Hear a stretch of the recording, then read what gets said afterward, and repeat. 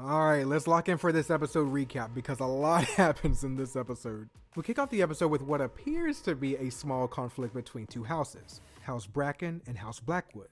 Aaron Bracken is being confronted by the Blackwoods, more specifically Davos Blackwood. So Davos claims that they moved the boundary stones, with the goal of claiming some of their land. However, of course, Aaron denies it.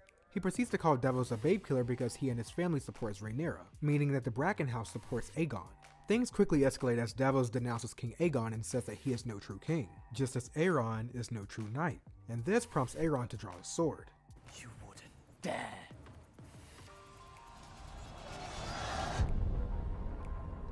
Oh, but he does, and this results in a long, bloody battle that leaves Aeron dead along with many others from both houses. We then transition to the next scene where Arik and Eric are being buried together, showing that even under these circumstances where Arik with an A was sent to kill Rhaenyra, she doesn't blame him for keeping his oath, and chooses to bury them together as brothers. This doesn't stop Jacaerys from disapproving of her decision though. Rhaenys then stands next to Rhaenyra and tells her how the young men who are taking up arms and participating in this war are looking to only punish and avenge, and that soon they won't even remember what it was that began the war in the first place. And Rhaenyra responds by saying, "That is easy enough. They usurped my throne." That's just one answer. She goes on to list more perspectives. One could be when Jaehaerys was beheaded, the other could be when Aemon killed Lucerys, or we could take it all the way back to the very beginning where Lucerys took Aemon's eye. We teeter now at the point where none of it will matter. Rhaenys then brings up the possibility that Alicent can still be reasoned with, and that if the two of them actually talk things through, they could put an end to any further bloodshed.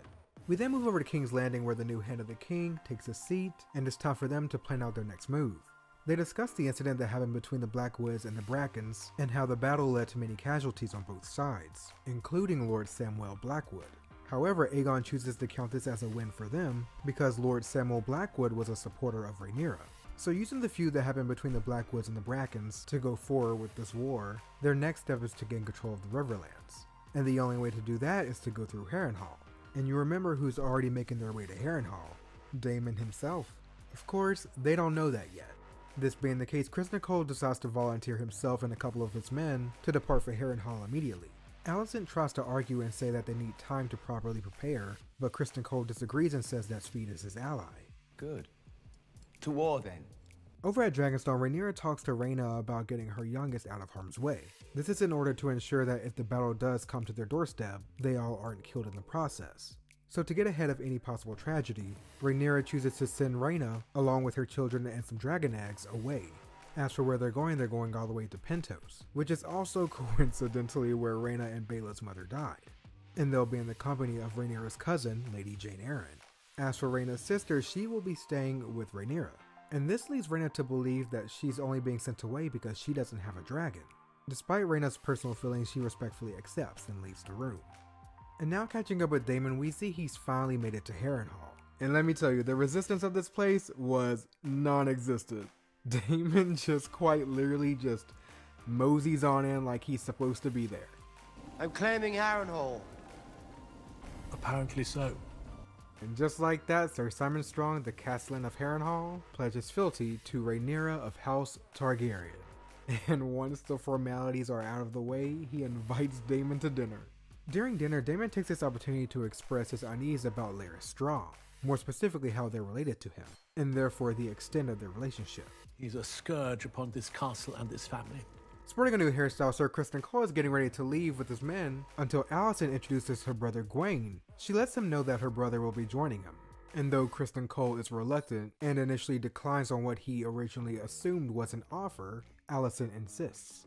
Before he heads out with his men, he asks Alicent if she can grant her favor, where she obliges and gives him her handkerchief. Afterwards, he, Gwaine, and the rest of his army take their leave. We then get a scene with Rhaenys and Corlys who are talking about their next heir, and who can be Lord of the Tide since Lucerys is no longer alive. Rhaenyra's son Joffrey is brought up in discussion, but he's only 6. So then Rhaenys proposes Rhaena, where Corlys is hesitant because she neither knows anything of the sea, nor does she have a dragon. Rhaenys notes the urgency of picking a successor sooner rather than later since they're at war, and something could happen to them at any time. Something were to befall you. Then it is well that I am a good sailor. As Rhaena prepares to depart with Rhaenyra's youngest sons, Rhaenyra reveals to Rhaena that not only will she be taking care of Tyraxes and Stormcloud, who she says are still young and vulnerable, but she says that Rhaena will also be responsible for 4 dragon eggs. The goal of this being, if all comes to ruin over in Dragonstone, Rhaena will be able to quote-unquote bear their hope for the future. Oh, and also fun fact, the director of this episode confirmed that 3 of those 4 dragon eggs are the ones gifted to Daenerys in Game of Thrones. But anyway, Rhaenyra says goodbye to her sons Joffrey, Aegon, and Viserys and sends them on their way. At the same time, Baela and Rhaena also say their farewells. Alicent goes to check in on Helaena, who says that she feels sad about Jaehaerys, but that she ought not to, simply because people and especially babies die all the time, especially for commoners. But Alicent tries to tell her that she has the right to grieve like everyone else. Helaena then asks if Alicent does as well, where Alicent says that her main concern is mostly for Helaena, rather than what happened to Jaehaerys. This of course visibly shakes Helaena, and when Alicent tries to apologize, she interrupts and simply says, "I forgive you." As Aegon is being fitted to wear Aegon the Conqueror's armor, he's paid a visit by Larys. Though Aegon planned to fly out and assist Ser Criston and his men on the battlefield, Larys talks him out of it by saying that he might have been outwitted by his counselors. Also that Alicent could reign in his absence, with Aemon by her side. This changes his mind and he decides to stay. He also appoints Larys to be his master of whisperers. Now, since Aegon isn't going to join Ser Criston, the Kingsguard invites him out since Ser Martin has a new squire that's going to be bedded, even though technically they should all be sworn to chastity. And even Aegon calls them out on this, but he accepts the invitation. We then cut to a scene at a tavern where we follow a man named Ulf, who turns out to be the same man that we see in episode 2. He was the guy who was looking up at the ratcatchers who were hanged. When he finally takes a seat, he claims to be the half-brother of King Viserys and Prince Daemon. This claim would also technically mean that he would be the uncle to Rhaenyra. Oh, and it's also revealed what happened to Deanna after episode 8 of season 1. If you remember, she was the girl that was assaulted by Aegon, who Alicent ended up sending away. And now she's here working at a tavern, still being assaulted. But anyways, by nothing but the stroke of destiny, King Aegon enters with the Kingsguard and the squire who is looking to get bedded. I honestly feel kind of bad for the squire here because he does not look like he wants to be here. But anyways, as they are looking for an open place for the squire to get bedded, they come across Aemon, who is with Madame Sylvie. And during this entire encounter, all Aegon does is just insult and laugh at Aemon here. Just showing that even after all these years, he's still the same as when he was still a kid, despite him now being a king.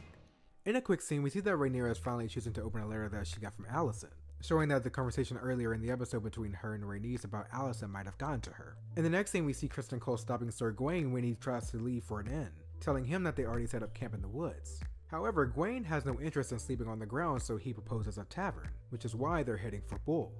This is when Criston Cole notices that they're not covered, and the clouds have also parted. And moments later, we see Baela flying with Moondancer.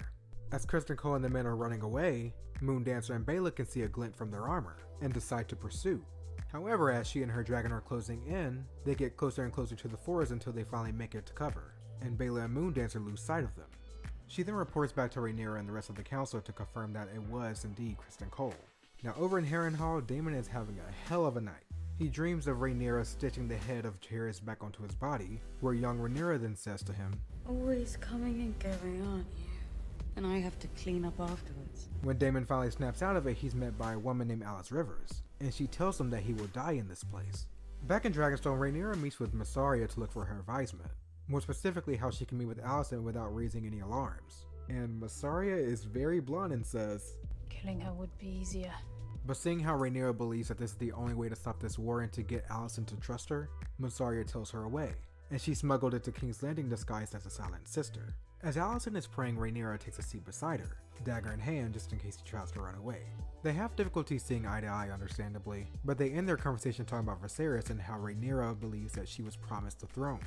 But of course Alicent believes otherwise. When Rhaenyra asks what words exactly did her father say, Alicent begins referring to the prophecy of the prince that was promised. And this is when it all begins to click for Rhaenyra, and she finally understands why Alicent believed that Aegon was the person that was being referred to. This was all a story about Aegon the Conqueror, not her son Aegon. Though she is visibly shocked about the realization, Alicent says that it no longer matters, because now Aegon has already been given the Iron Throne. She continues by saying that there was no mistake, and that since war is already here, there's no avoiding it. And since Otto no longer has his seat, she can't effectively do anything. And with Criston Cole being just as vengeful as Aegon, she genuinely believes that it's too late. And with that, Alicent takes her leave, concluding the episode. See you next week.